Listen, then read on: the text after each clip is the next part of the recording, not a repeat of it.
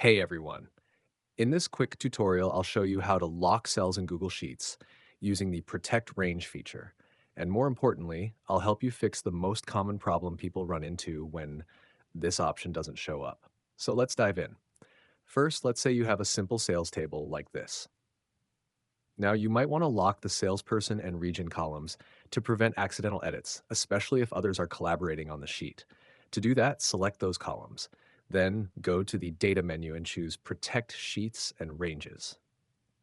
A sidebar will appear. Just give your protected range a name if you want and click Set Permissions. From there, you can decide who can edit those cells or make them read-only for others. Now, here's where most people get stuck. If you don't see the Protect Sheets and Ranges option, don't worry, it's not a bug.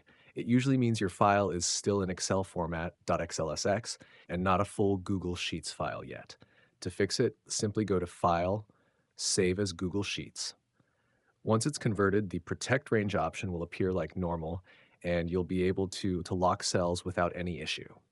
And that's it. You've now locked your cells and fixed the missing Protect Range problem. If this helped, don't forget to like, subscribe, and check out our channel for more useful Google Sheets tips.